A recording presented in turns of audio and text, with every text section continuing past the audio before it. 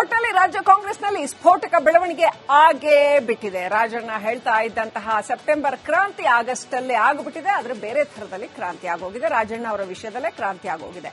ಹಿರಿಯ ಶಾಸಕ ಕೆಎನ್ ರಾಜಣ್ಣ ಅವರನ್ನ ಸಂಪುಟದಿಂದ ವಜಾ ಮಾಡಲಾಗಿದೆ. ಅಷ್ಟಕ್ಕೂ ಕಾಂಗ್ರೆಸ್ ಹೈಕಮಾಂಡ್ ಇಂಥದ್ದೊಂದು ನಿರ್ಧಾರ ಕೈಗೊಂಡಿದ್ದು ಯಾಕೆ?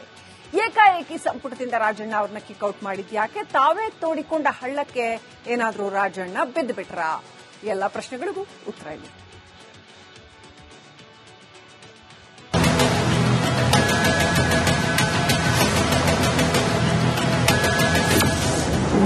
ತಾವೇ ತೋಡಿಕೊಂಡ ಹಳ್ಳಕ್ಕೆ ಬಿದ್ರ Rajanna.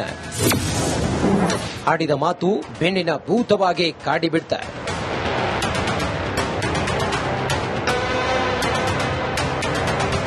K N Rajanna fire brand, ರಾಜಕಾರಣಿ ಅಂತಲೇ ಫೇಮಸ್. ತುಮಕೂರಿನ ಕಾಂಗ್ರೆಸ್ ಮುಖಂಡ ಖಡಕ್ ಮಾತಿನಿಂದಲೇ ಖ್ಯಾತಿ ಗಳಿಸಿದವರು. ಇವತ್ತು ಸಹಕಾರಿ ಖಾತೆ ಸಚಿವ ಸ್ಥಾನಕ್ಕೆ ರಾಜೀನಾಮೆ ನೀಡಿರೋ ರಾಜಣ್ಣರ ಈ ಪರಿಸ್ಥಿತಿಗೆ ಅವರು ಆಡಿದ ಮಾತುಗಳೇ ಮುಳ್ಳಾಗಿದ್ದು ಸುಳ್ಳಲ್ಲ. ಹಾಗೆ ನೋಡಿದ್ರೆ ರಾಜಣ್ಣರ ರಾಜೀನಾಮೆ ಹಿಂದಿನ ಒಂದೊಂದೇ ಕಾರಣಗಳನ್ನ ನೋಡೋದಾದ್ರೆ, ಕಾರಣ 1, ಹನಿ ಟ್ರ್ಯಾಪ್ ಬಾಂಬ್.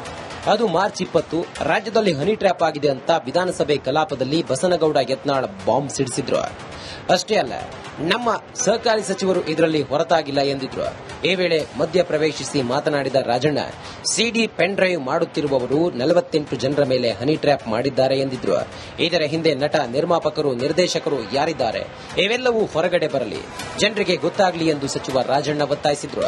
ಮಹಾನಾಯಕ ಅನ್ನೋ ಪದ ಪ್ರಯೋಗ ಮಾಡೋ ಮೂಲಕ ಸ್ವಪಕ್ಷದ ನಾಯಕನನ್ನೇ ರಾಜಣ್ಣ ಕೆಣಕಿದ್ರು ಅನ್ನೋ ವಾದವಿದೆ. ಆದರೆ ಅಂತಿಮವಾಗಿ ರಾಜಣ್ಣರ ಈ ಬಾಂಬ್ ಟುಸ್ ಪಟಾಕಿಯಾಗಿತ್ತು.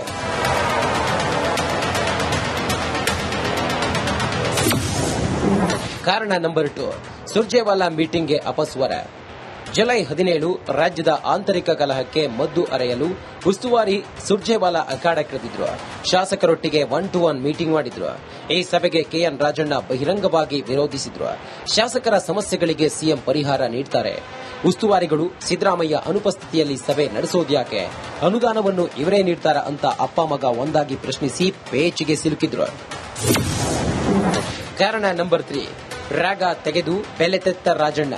ಆಗಸ್ಟ್ 10 ಎಲ್ಲಕ್ಕಿಂತ ಮುಖ್ಯವಾಗಿ ರಾಜಣ್ಣರ ಇದೊಂದು ಹೇಳಿಕೆ ಅವರ ಕುರ್ಚಿಗೆ ಬಾಂಬ್ ಇಟ್ಟಿದ್ದು ಸುಳ್ಳಲ್ಲ. ಮತಗಳವು ಅಂತ ರಾಹುಲ್ ಗಾಂಧಿ ಚುನಾವಣಾ ಆಯೋಗದ ವಿರುದ್ಧ ಸಮರ ಸಾರಿದ್ರು. ಬೆಂಗಳೂರಿನ ಮಹದೇವಪುರದಲ್ಲಿ ನಕಲಿ ಮತದಾರರು ಅನ್ನೋದನ್ನ ಸಾಕ್ಷಿ ಸಮೇತ ಬಹಿರಂಗ ಮಾಡಿದ್ರು.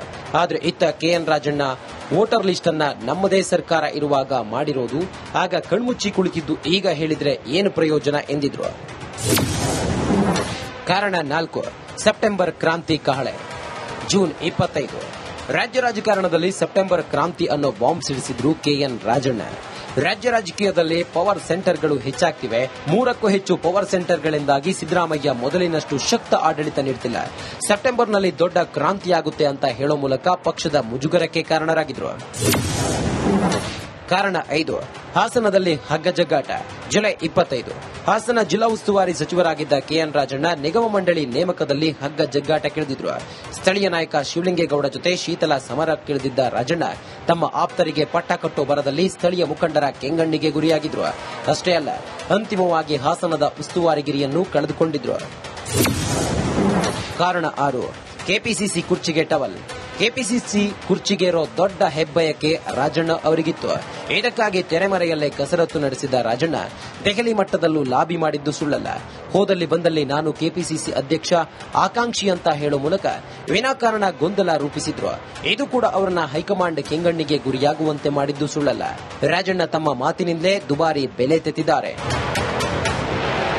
Bureau report, republic Kannada. ಒಟ್ಟಲ್ಲಿ ರಾಜ್ಯ ಕಾಂಗ್ರೆಸ್ನಲ್ಲಿ ಸ್ಫೋಟಕ ಬೆಳವಣಿಗೆ ಆಗೇ ಬಿಟ್ಟಿದೆ. ರಾಜಣ್ಣ ಹೇಳ್ತಾ ಇದ್ದಂತಹ ಸೆಪ್ಟೆಂಬರ್ ಕ್ರಾಂತಿ ಆಗಸ್ಟ್ ಅಲ್ಲೇ ಆಗಿಬಿಟ್ಟಿದೆ. ಆದ್ರೆ ಬೇರೆ ಥರದಲ್ಲಿ ಕ್ರಾಂತಿ ಆಗೋಗಿದೆ. ರಾಜಣ್ಣ ಅವರ ವಿಷಯದಲ್ಲೇ ಕ್ರಾಂತಿ ಆಗೋಗಿದೆ. ಹಿರಿಯ ಶಾಸಕ ಕೆಎನ್ ರಾಜಣ್ಣ ಅವರನ್ನ ಸಂಪುಟದಿಂದ ವಜಾ ಮಾಡಲಾಗಿದೆ. ಅಷ್ಟಕ್ಕೂ ಕಾಂಗ್ರೆಸ್ ಹೈಕಮಾಂಡ್ ಇಂಥದ್ದೊಂದು ನಿರ್ಧಾರ ಕೈಗೊಂಡಿದ್ದು ಯಾಕೆ? ಏಕಾಏಕಿ ಸಂಪುಟದಿಂದ ರಾಜಣ್ಣ ಅವರನ್ನ ಕಿಕ್ಔಟ್ ಮಾಡಿದ್ಯಾಕೆ? ತಾವೇ ತೋಡಿಕೊಂಡ ಹಳ್ಳಕ್ಕೆ ಏನಾದ್ರೂ ರಾಜಣ್ಣ ಬಿದ್ದು ಬಿಟ್ರಾ? ಎಲ್ಲ ಪ್ರಶ್ನೆಗಳಿಗೂ ಉತ್ತರ ಇಲ್ಲ.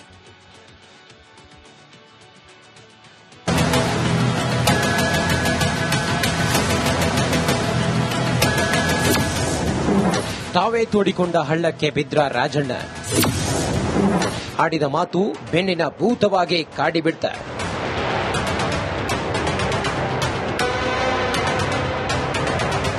ಕೆಎನ್ ರಾಜಣ್ಣ ಫೈರ್ ಬ್ರ್ಯಾಂಡ್ ರಾಜಕಾರಣಿ ಅಂತಲೇ ಫೇಮಸ್. ತುಮಕೂರಿನ ಕಾಂಗ್ರೆಸ್ ಮುಖಂಡ ಖಡಕ್ ಮಾತಿನಿಂದಲೇ ಖ್ಯಾತಿ ಗಳಿಸಿದವರು. ಇವತ್ತು ಸಹಕಾರಿ ಖಾತೆ ಸಚಿವ ಸ್ಥಾನಕ್ಕೆ ರಾಜೀನಾಮೆ ನೀಡಿರೋ ರಾಜಣ್ಣರ ಈ ಪರಿಸ್ಥಿತಿಗೆ ಅವರು ಆಡಿದ ಮಾತುಗಳೇ ಮುಳ್ಳಾಗಿದ್ದು ಸುಳ್ಳಲ್ಲ. ಹಾಗೆ ನೋಡಿದ್ರೆ ರಾಜಣ್ಣರ ರಾಜೀನಾಮೆ ಹಿಂದಿನ ಒಂದೊಂದೇ ಕಾರಣಗಳನ್ನ ನೋಡೋದಾದ್ರೆ, ಕಾರಣ 1, ಹನಿ ಟ್ರ್ಯಾಪ್ ಬಾಂಬ್. ಅದು ಮಾರ್ಚ್ 20 ರಾಜ್ಯದಲ್ಲಿ ಹನಿ ಟ್ರ್ಯಾಪ್ ಆಗಿದೆ ಅಂತ ವಿಧಾನಸಭೆ ಕಲಾಪದಲ್ಲಿ ಬಸನಗೌಡ ಯತ್ನಾಳ್ ಬಾಂಬ್ ಸಿಡಿಸಿದ್ರು. ಅಷ್ಟೇ ಅಲ್ಲ, ನಮ್ಮ ಸಹಕಾರಿ ಸಚಿವರು ಇದರಲ್ಲಿ ಹೊರತಾಗಿಲ್ಲ ಎಂದಿದ್ರು. ಈ ವೇಳೆ ಮಧ್ಯ ಪ್ರವೇಶಿಸಿ ಮಾತನಾಡಿದ ರಾಜಣ್ಣ, ಸಿಡಿ ಪೆನ್ ಡ್ರೈವ್ ಮಾಡುತ್ತಿರುವವರು 48 ಜನರ ಮೇಲೆ ಹನಿ ಟ್ರ್ಯಾಪ್ ಮಾಡಿದ್ದಾರೆ ಎಂದಿದ್ರು. ಇದರ ಹಿಂದೆ ನಟ, ನಿರ್ಮಾಪಕರು, ನಿರ್ದೇಶಕರು ಯಾರಿದ್ದಾರೆ, ಇವೆಲ್ಲವೂ ಹೊರಗಡೆ ಬರಲಿ, ಜನರಿಗೆ ಗೊತ್ತಾಗಲಿ ಎಂದು ಸಚಿವ ರಾಜಣ್ಣ ಒತ್ತಾಯಿಸಿದ್ರು. ಮಹಾನಾಯಕ ಅನ್ನೋ ಪದ ಪ್ರಯೋಗ ಮಾಡೋ ಮೂಲಕ ಸ್ವಪಕ್ಷದ ನಾಯಕನನ್ನೇ ರಾಜಣ್ಣ ಕೆಣಕಿದ್ರು ಅನ್ನೋ ವಾದವಿದೆ. ಆದರೆ ಅಂತಿಮವಾಗಿ ರಾಜಣ್ಣರ ಈ ಬಾಂಬ್ ಟುಸ್ ಪಟಾಕಿಯಾಗಿತ್ತು.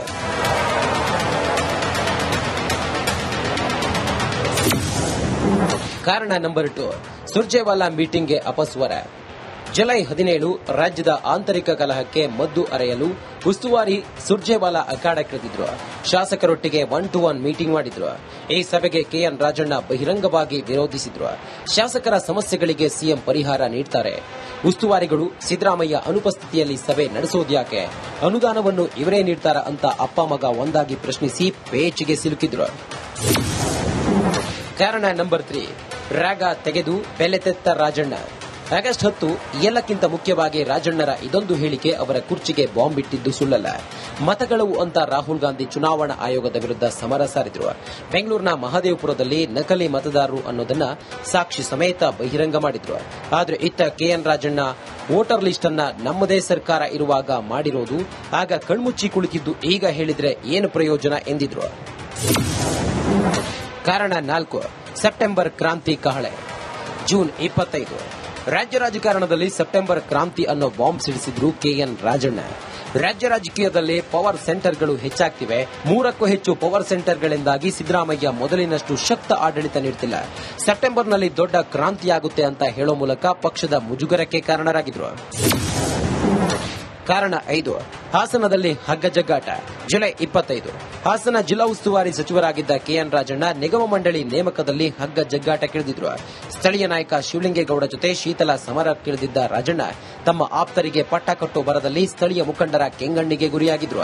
ಅಷ್ಟೇ ಅಲ್ಲ, ಅಂತಿಮವಾಗಿ ಹಾಸನದ ಉಸ್ತುವಾರಿಗಿರಿಯನ್ನು ಕಳೆದುಕೊಂಡಿದ್ರು.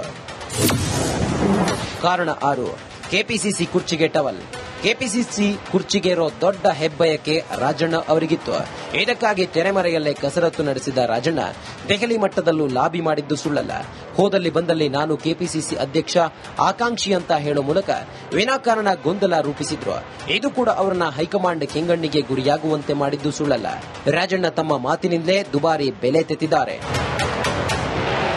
Bureau report, republic Kannada.